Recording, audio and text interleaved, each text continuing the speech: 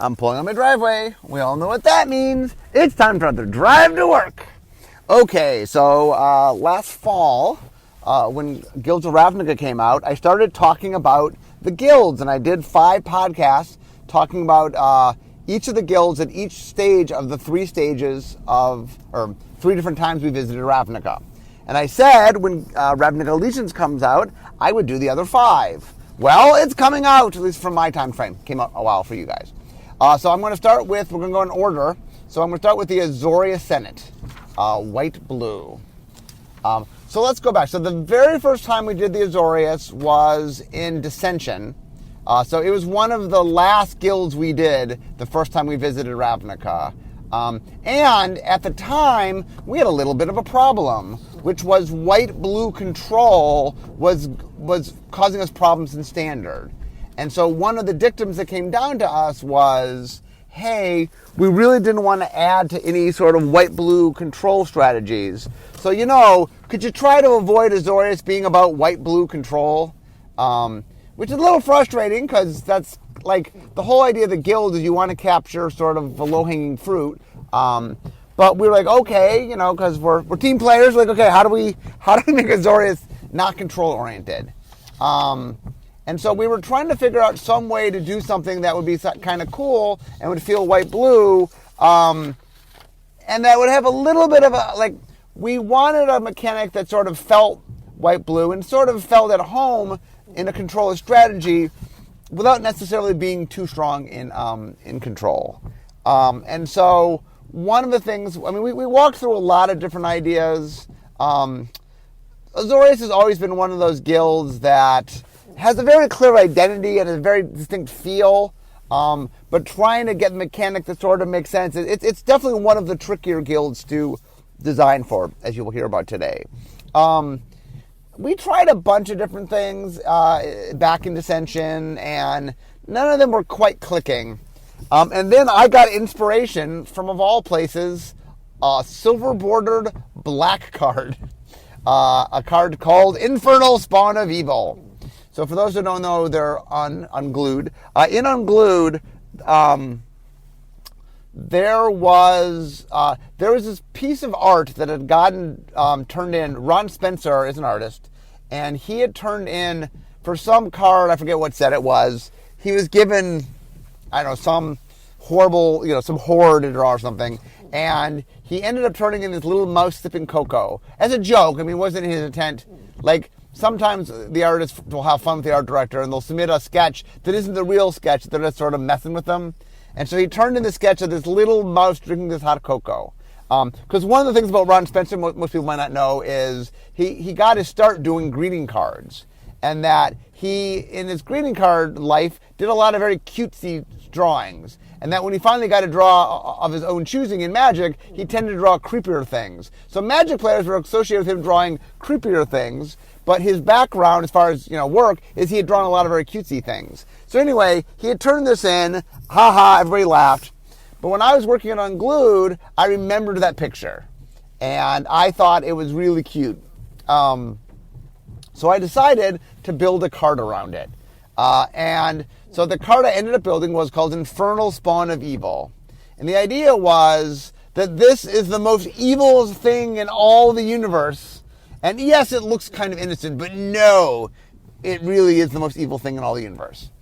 And so I needed a mechanic that implied evil, but, was something that at the time we didn't do in Silver Border.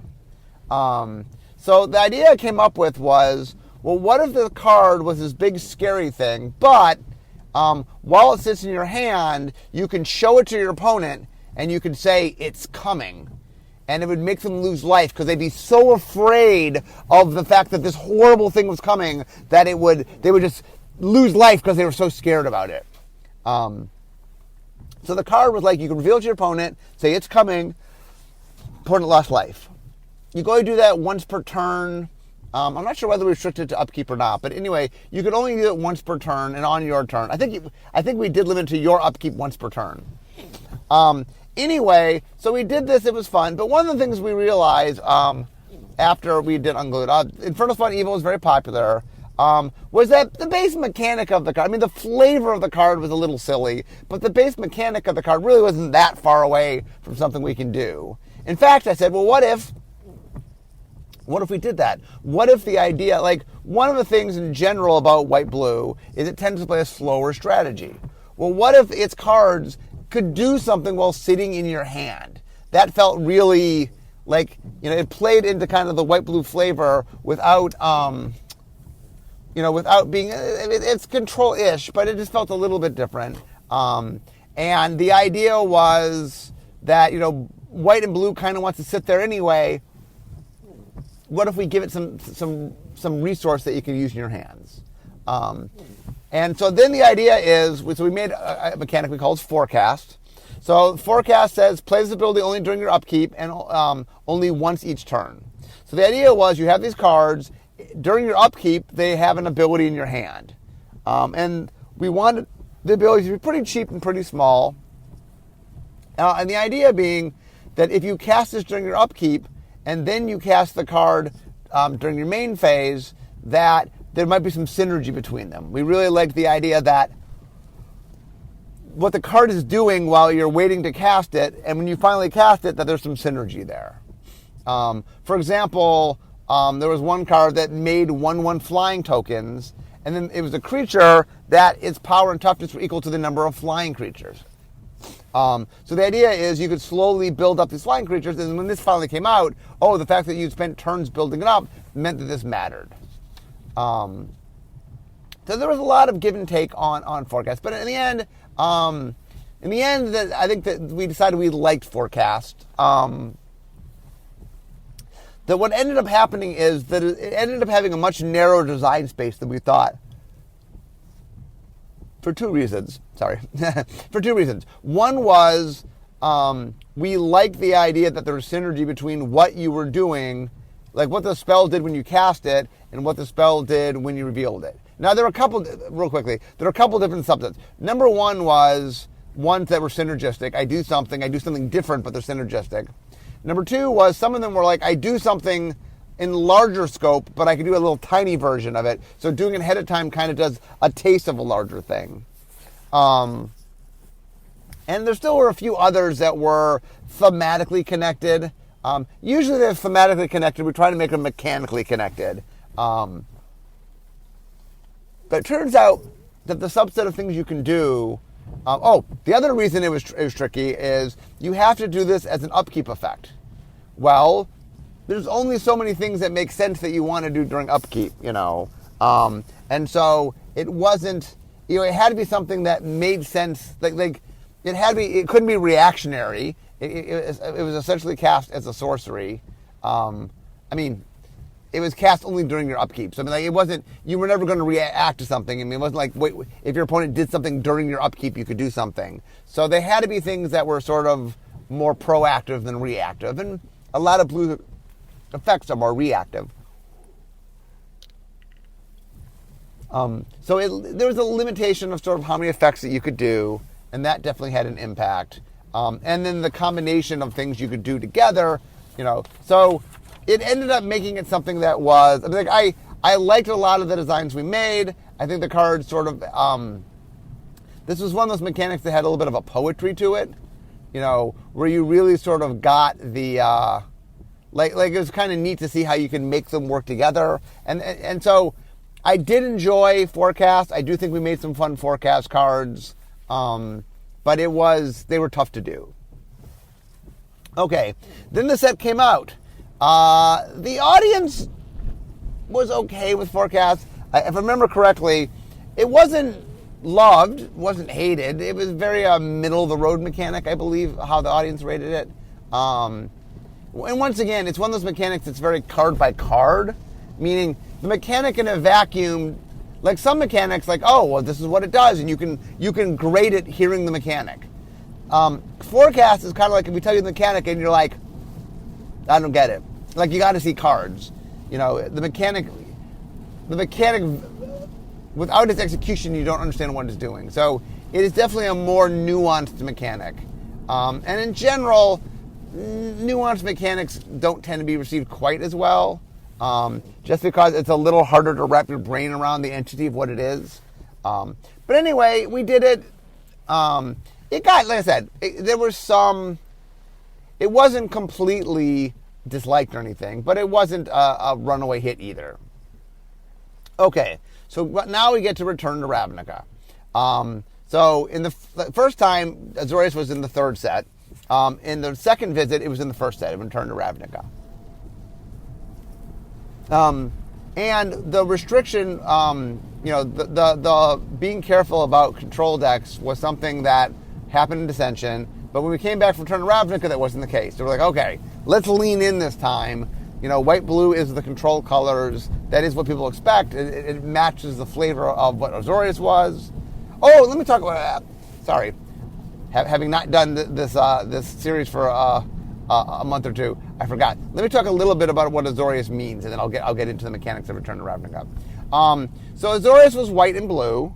White is all about the idea of wanting peace. It's all about the idea of, if we all think about the group and think about, big picture, we can provide for everybody. The world can be a wonderful place. It's just, in order to do that, we have to sort of think and plan. And so white is very into structure. It's very into making laws. It's very into, how do I protect as many people as possible? How do I make sure people act correctly? Well, if I create rules and laws and stuff that sort of say, well, this is how you have to act, I can protect society as a whole. Blue, it's all about the idea of you're born a blank slate. It wants to get perfection. It believes that if you have the proper tools available to you, tools and experience and planning and training, that you can become anything. And when blue looks at society, it has the same feeling, that it's looking at, how do I perfect society? How do I get society to be the best that it can be? And blue is very much about technology and very much about systems that help, tools that help. So when you get white and blue, you get the sides that lean into each other, and they get very societally minded, which is, white is like, I'm trying to create peace, and blue is like, I'm trying to create a perfect society. Well, you start blending those together, and you get a very bureaucratic organization. That the Azorius is kind of like, we're going to make things better. How are we going to make things better? By creating rules and laws and structure to perfect society. That, left to their own regards, people will do horrible things. So we got to create a system that sort of keeps everything in check. So white-blue really ended up becoming the bureaucrats. They write the laws. They also oversee the judicial system. They have a police force. The Azorius are the people that are trying to keep order and make sure that things work the way they need them to work. Now, one of the things about being the people that write the laws is it gives you a lot of control. So we talked about how white-blue is the control colors. Well, Azorius in Ravnica itself is very much the control guild. They're much about keeping control and making sure that things work the way they want them to work. In fact, the entire guild pact was made by Azor, the Sphinx that we all met in Ixalan. He made the Guild Pact. And the Guild Pact is basically a very structured way of making it run. If people ask me about what colors as a plane Ravnica is, and I always say white-blue. That is a very structured plane. It's very much like, there are these set factions that are created and established, and that, it is very much like the Azorius, in some ways, have the biggest footprint on Ravnica, in that the Guild Pact defines Ravnica, and essentially the Azorius, or Azor, made the Guild Pact. So when you're trying to sort of capture the essence of white-blue, they're very controlling, they're very exacting, they're rule-setting. And so when we got to Return to Ravnica and the shackles were off, and we could do anything we wanted, we were restricted a little bit in Dissension, but we weren't in Return to Ravnica. So in Return to Ravnica, we're like, okay, we want to play up this control aspect. So the first place we went, we tried a bunch of different things, but the place that we seriously was, what if we played more on the idea that Azorius is enchantment based. They're the rule setters. They make the rules. They're the bureaucrats. What if we made white and blue care more about enchantments? And the idea is that the way we play them up as being the rule makers is literally in gameplay, they're constantly making rules. It was playing into a side that both white and blue do some of. We'll make these enchantments that sort of dictate things, and that through that we would have this very control aspect. We'd have instants and sorceries and stuff. It's not that blue wouldn't do its normal spells, but that maybe it'd be a little more enchantment-centric to play up its rulemaking. So we ended up coming with a mechanic. We call it enchantment fall in design, but you guys might know it better as constellation, which basically means whenever enchantment gets played, it's a trigger and something happens. The problem was, one of the things about Ravnica mechanics, guild mechanics, is that you need to play nicely with the guilds that you overlap with. And the reason for that is when you're playing a guild set, we want you to have choices and options. And if, let's say, for example, half the blue cards are for Azorius and half the blue cards are for, in Return to Ravnica, let's say you did that, so half blue. Well, if half of them only work in blue-white and half of them only work in blue-red, then when you're drafting, you early on have to decide whether you're blue-white or blue-red if you're taking blue, and then you're kind of locked in. And then white-blue always plays the same cards, and white-blue-red always plays the same cards. What we want to have happen is we want blue cards to make sense in either a blue-white deck or a blue-red deck, giving you choices. And that if you draft certain cards, it takes your deck in different directions. And that allows both white-blue and white-red to have more variance in gameplay. So the problem with Enchantment Fall / Constellation was it just didn't play nicely with others. We tried, said, well, what if there's more enchantments? So blue overlap with blue-red for Izzet, and white overlap with green for Selesnya. So we're like, well, what if Selesnya and Izzet, what if white and blue just had more enchantments, and we made some of them, we made enchantments that Selesnya would want to play. We made enchantments that Izzet would want to play. And the idea is, the way it overlaps with the other guilds is they're just playing enchantments. I tried that. It wasn't... The problem with enchantments, the reason we make enchantments work in Theros is because we make enchantment creatures, and your overall ASVAN of enchantments gets high enough that you can sort of care about them. And even then, Journey to Nyx was really the only Theros guild that cared about enchantments in an enchantment matters kind of way. But the reason that worked was because of enchantment creatures. We're not doing enchantment creatures here. There's only so many slots you can put enchantments in.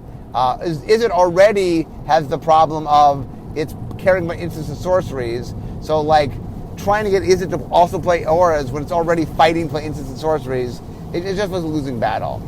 And so we ended up realizing that while it was a cool mechanic, obviously we ended up making it in Theros, or in Journey to Nyx, it just wasn't going to work out. So we needed to get a different mechanic. And I believe what happened was, I think we turned over Enchantment Fall from design, or did we change it? No. Well, this is back when design was a full year. I think we actually changed it before we handed it over, because we got feedback from then development that it wasn't going to work. So we then came up with the idea of detain. So detain is a keyword action, meaning it's a verb. So until your next turn, so you detain something, and then until your next turn, that permanent, the thing you detain, can't attack or block, and its activated abilities can't be activated. So the idea essentially was you were locking something up. Like I said, Azorius controls the police force and the legal system, and they run the jails, and so part of dealing with things that you think are bad is you can lock them away. That's kind of Azorius' answer is, there's a seedy element we don't want? We will lock you away, and now you can't harm or hurt people. And so the idea of detain was that it allowed you to sort of lock something down temporarily. I think we had messed around with a little bit also the Oblivion Ring. So Oblivion Ring is an effect where you play this enchantment, or sometimes it's a creature. Oblivion Ring is enchantment, but what we call the Oblivion Ring effect is you play a permanent, usually enchantment or creature, and then you exile something, and for as long as this thing is in play, your permanent's in play, that other thing is exiled. And so we played around a little bit with maybe that would be the Azorius mechanic, but it was hard to do too many effects that did that. So Detain was kind of like Oblivion Ring Light. It allowed us to sort of have that similar sense of, I'm detaining a thing, but it was a little bit more temporary. But the thing we liked about it was Detain played really cleanly into a control strategy. It allowed white and blue to have answers, but not permanent answers, temporary answers. And so one of the things in general about the way white-blue tends to play, and this is how control decks play in general, is once I establish control of the game, I'm going to essentially win. But the problem is I have to get to the point where I've established control. And so a lot of the gameplay for a control deck is delaying and holding off the inevitable till you get to the point where you have the upper hand. And so the things we like to do in Azorius, in white and blue, is stuff that sort of helps you, but it's sort of a temporary help. And the idea is I'm slowly trying to keep what I can and, hold off the inevitable. Well, hold off, not necessarily the inevitable, but hold off your attack. Because every time the game goes a bit later and I build up my mana, I have more resources, white-blue, Azorius tends to have more late game strategies. And so their job is to sort of make the game last later. And so a lot of the tools we like giving them are things that are delaying type stuff. So Detain worked out really well. Now Detain, to be honest, is like one of the things we think about in general is our goal is to make a mechanic that makes the people who want to play that guild happy. And one of the things about Azorius is the people that are playing control decks are very interested in a lot of small nuanced things. One of the reasons, for example, that more enfranchised players play control decks is it's harder to play a control deck than play a lot of quick faster decks. Not that there isn't nuance to faster decks, there is, and I think playing aggressive decks really well takes a lot of skill.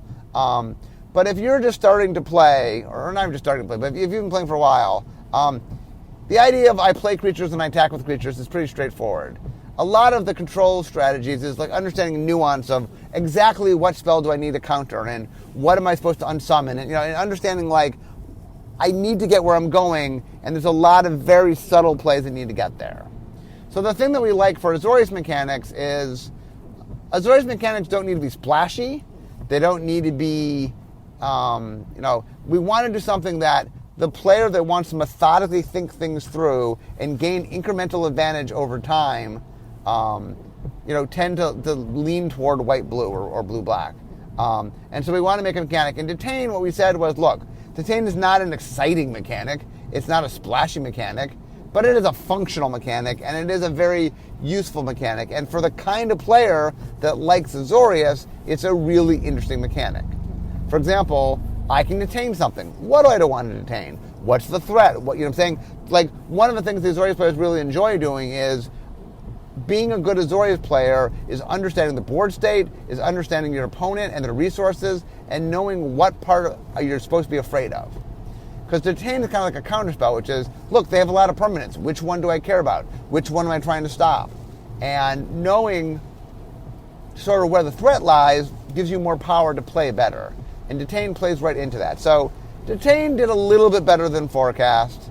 I think it was something, like I said, Forecast was a little cutesy and really required a lot of execution, where Detain, you got it. And especially for the kind of player that likes to play Azorius, it was very clear and clean what it was doing. Now, once again, it wasn't at the top of the mechanics just because it's the splashy mechanics tend to rate higher. But what we found with players who liked playing Azorius, Detain was very popular. They really liked Detain. And, for example, when we were working on the third set, or when we announced the third set was coming out, and we said that we might bring back mechanics, a number of people said to me, maybe Azorius getting Detain back. Detain was pretty cool. Okay, that brings us to Ravnica allegiances. Okay, so this time Azorius was in the second, so first, second, although there's no third. But it was in the second set. So I'm wondering, is that true? I wonder how many mechanics showed up in the first set, a second set, and a third set. Actually, I can figure that out real quickly because there's only one third set. So you had to have been in the third set to do that. The other two were Rakdos and Simic. Simic's never been in the first set. Simic's always been in one of the later sets, so that's not Simic. And Rakdos showed up in... Rakdos. Rakdos is the other one. Because Rakdos is in Ravnica Allegiances. Is that right? Rakdos is... Yeah. So both... In fact, Ravnica, now that I think about it, Azorius and Rakdos have always shown up in the same set together. They were in Dissension together, they were in Return to Ravnica together, and they were in Ravnica Allegiance together. So they're buddies. I'm not sure. Anyway, little figuring that out on the fly. Okay, so we were starting to do Ravnica Allegiances.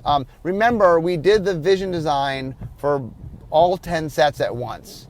So we did Guilds of Ravnica, all 10 guilds at once. We did Guilds of Ravnica and Ravnica Allegiances together in one. At the time, Vision was 6 months long.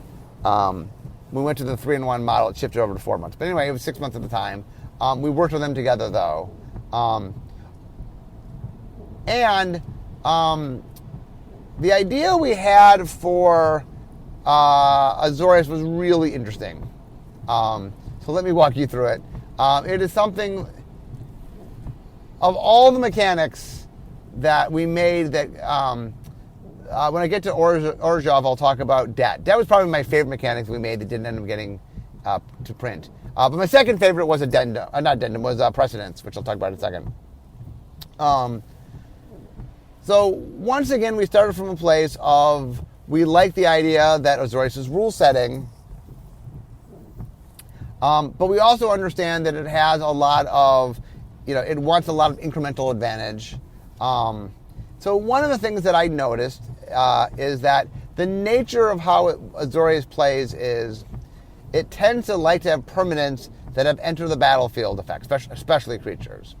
Because a lot of what white-blue likes to do is get a lot like incremental tiny effects. Like I said, white-blue is about sort of surviving. And the reason Detain worked is, it likes to have these little sort of small incremental gains. And then that works well on enter the battlefield effects. Because we need to have a bunch of creatures, just because we have a lot of creatures. And Azorius definitely has a lot of wanting to sort of control things. So it just worked out that Azorius liked to have enter the battlefield effects. So we're like, okay, is there a way to play into this? So the idea of Precedence was each card with Precedence would have an enter the battlefield effect. They were all creatures. And the idea was when it entered the battlefield, you could swap it for any enter the battlefield effect on any permanent, or not any permanent, I think any creature you had in play. So for example, let's say I had a creature that said, when it entered the battlefield, draw a card on a little 1/1, 2U, when it entered the battlefield, draw a card. Or maybe it's 1U, I forget what we cost that, probably 2U. Anyway, if I played my Precedence creature, let's say my Precedence creature looted, it drew it and discarded a card. I could choose to do whatever effect I wanted. Like every time I enter the battlefield, I could take any enter the battlefield effect and I could use it.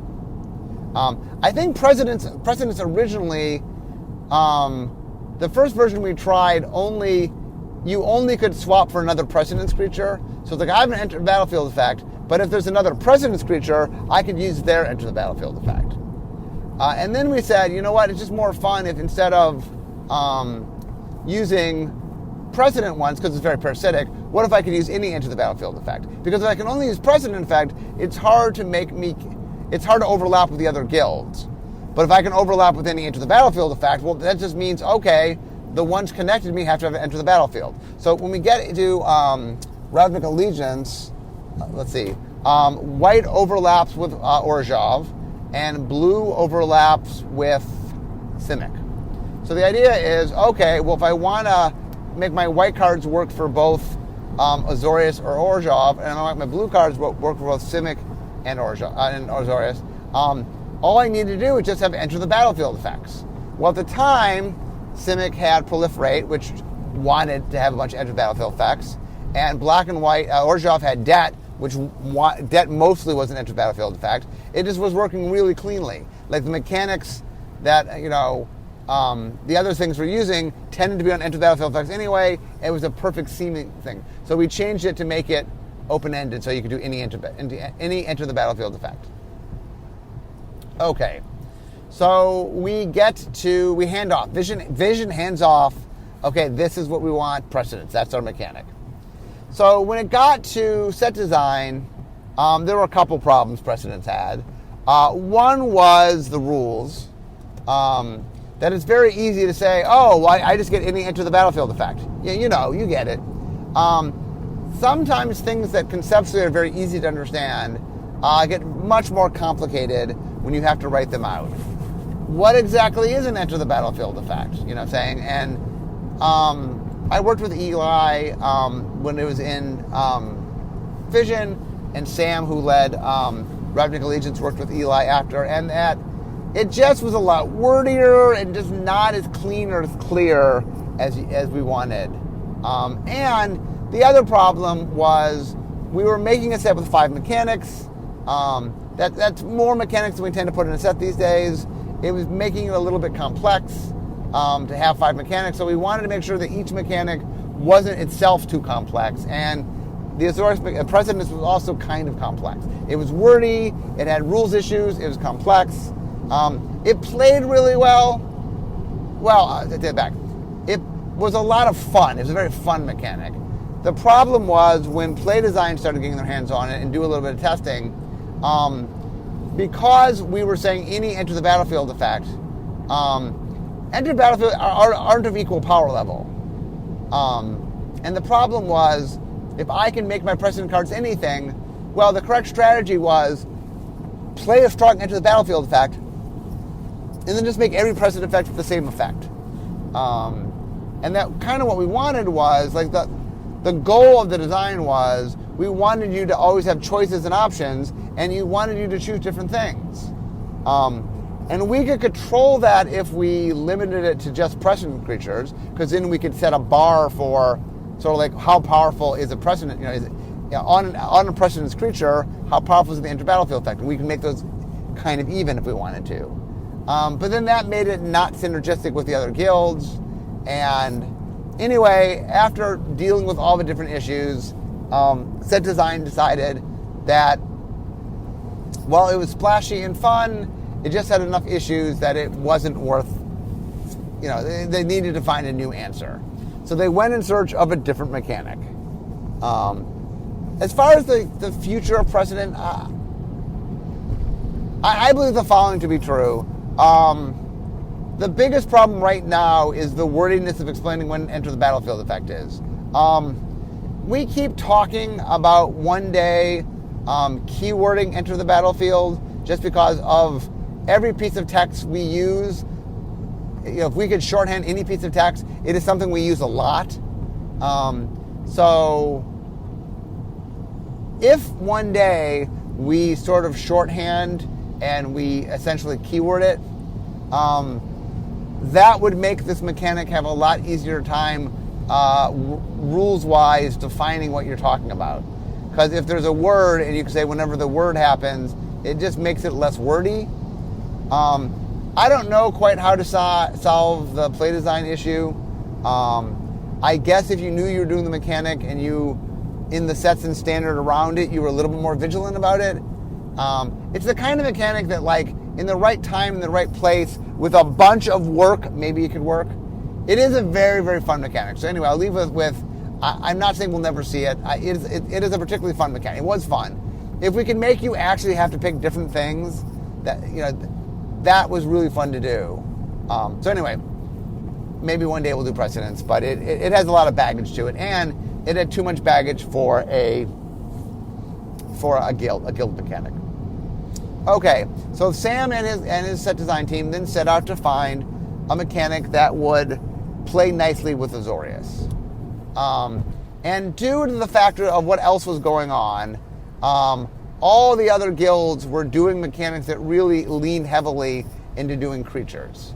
And so he decided that he really, really wanted the Azorius mechanic to be to see something that could go on spells, just because he needed to balance, having all the mechanics really lean heavily on creatures was, you don't want all your mechanics to lean heavily on creatures.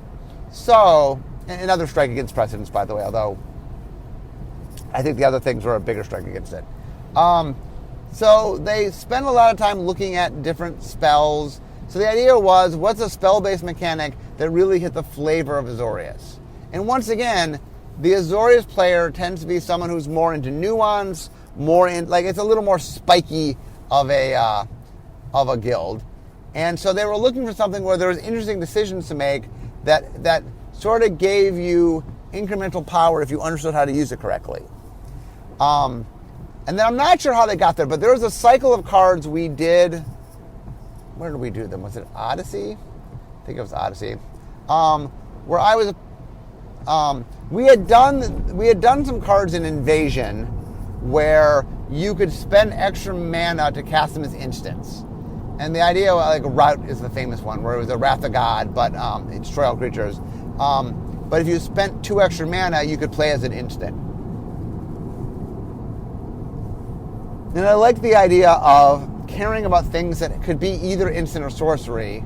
And so the idea that I played around with was, what if you had instants that if you played during your main phase, they had extra ability toward them? And so anyway, we made a cycle of cards in, I believe it's Odyssey. And they were interesting, they played well. We never really did much with it. But somebody on the set design team, maybe Sam, maybe someone else on the set design team, when they were looking for cool things to dead, remembered that mechanic and said, what if we made an ability word that basically did that? What if we made a bunch of spells that, look, it goes on instance, but if you cast them during your main phase, essentially the sorceries, they had added value. So the idea was, like, one of the things about the control player is, the control player often will play things as late as they can because they want to leave their options open.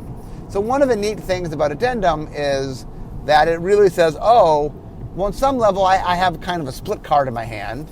One side is an instant and one side's a sorcery. And the instant kind of does what the sorcery does, but it does a little more. And that choice, that decision, really plays into the mindset of what the Azorius player likes to do. This idea of, I can sort of take advantage of a resource in a way that's subtle, but, requires some nuance to play correctly. And this is the perfect example, which is, in general, control decks like to leave open their mana. They want to be reactive on the opponent's turn. But now, here's something that says, look, you can give up some of that flexibility to get extra value. Well, that's a really interesting thing. Once again, it is not a super splashy mechanic. It is not a mechanic that, is going to do crazy things. It's the kind of mechanic that does a lot of small, incremental, but interesting things. And the act of the decision of when to do and when to not is an interesting one. Once again, very much in the Azorius playbook. As I talk about the guilds, one of the things that we always care most about is, I'm not trying to make something that everybody will love. I'm trying to make something the Azorius player will love. I being all of design. I think one of the things that was really interesting, something that we've sort of learned over the years with Azorius is, the Azorius player really does appreciate nuance and subtlety and, playing the mechanic at the right time and making the right targets and stuff like that. And so Addendum, it's one of those things that on the surface feel like, I will say this, if you look at Forecast and Detain and Addendum, they feel a little more scattered than some of, you look at the Golgari mechanics and graveyard, graveyard, graveyard, you see the theme through them. Or you look at the Simic mechanics, you're like, +1 counters, +1 counters, +1 counters. You get the theme to it, I'm saying? It's very mechanically much more exact. Where, Forecast and Detain and Addendum, they all want to go in the same deck, and they definitely have synergy with each other. But it's a good example where what Azorius wants is a little bit more of a style of play and a style of decision making. And so that's what we work hard to do. Like one of the things that's very interesting about designing for the guilds in general is we always design for players. Like anytime I'm making a card, I'm trying to figure out who wants to play that card. I want to make the card maximize for the person who wants to play it. The guilds are interesting because it allows us to kind of focus and factioning in general. And then you really get a design toward the type of players that's attracted to that kind of faction. And that's one of the things that is, like I said, one of the challenges of Azorius is because the player who plays Azorius wants this sort of nuance, those are not easy mechanics to make. Like, each guild has its own challenge. I'm not going to say that each guild, it's easy to do all the guilds, but at least when I'm doing Boros, I'm like, look, I'm doing an aggressive attacking mechanic. I want to make sure I'm doing that. Look, it's going to be active on attack, and it's going to be something that just says, hey, attack. Now, finding a good mechanic, finding something that's fun, that is a challenge, but I know what I'm aiming for in a very sort of clean, clear way from a mechanic standpoint. Azorius says, look, I'm controlling, I want to give you incremental advantage, but there's lots of ways you can do that. And if you look at the mechanics of Azorius, they each kind of did it in a different way. Forecast was like, okay, I'm getting small incremental advantage during my turn with this large combo I'm trying to enable long term. Detain was something where it was much more reactive. It was more like I'm going to answer things and deal with things, and it definitely was done when you needed it. And Addendum is definitely something that now takes place in the main phase, where I have to, it's kind of funny that, a forecast made you make a decision during upkeep. Detain made you make a decision a lot of different times, but often on the opponent's turn. And Addendum makes a decision during your main phase. You know what I'm saying? Like, that is very interesting in that, one of the things we're trying to do is find places and times to make interesting decisions. And one of the ways we do that to find new space is find new and different places to make the decision. Anyway, I find that interesting. Like one of the things that's cool about talking through the guilds with you guys is kind of sharing the challenges of designing each of them. And the big challenge of designing Azorius is that it is a guild that's more about a feel and a style of play than specifically a mechanical. Like a lot of the guilds are focused on a mechanical execution. Like Boros is very much about the attack. Both Boros and Gruul have a very aggressive, creature-based, attacking-based sort of feel. Where something like Simic is about changing things and plays in counter space, and Golgari is much more about the graveyard and recycling things. So, it's kind of neat seeing how each guild has its own flavor and its own, inhabits its own element of the game and has its own means for style of how we make it. So anyway, the Azorius is definitely one of the more challenging mechanics to design. But I think we're getting better at it. I think that, I don't dislike Forecast. I made Forecast. I think that both Detain and Addendum are slightly, you definitely can make more designs with them. And the decisions you make with them, I think, are a little more interesting. Forecast, the big decision Forecast is when do I stop keeping this in my hand and cast it? But a lot of times the answer was, do this every upkeep you can, cast it when you can. And it wasn't quite as clear. Where both Detain and Addendum, it's a little, there's a little more interesting decision of when you do it. And you might change when you do it based on the circumstances of what you're doing. And that's kind of a fun Azorius mechanic where you really have to read the scenario of understanding what's going on. But anyway, guys, I'm now at work. I hope you enjoyed the talk on the Azorius today. They're a very interesting mechanic to design for, and I know for people that like to play Azorius, they're an acquired taste, but a fun guild. But anyway, I'm now at work, so we all know what that means. Means this is the end of my drive to work. So instead of talking magic, it's time for me to be making magic. I'll see you guys next time.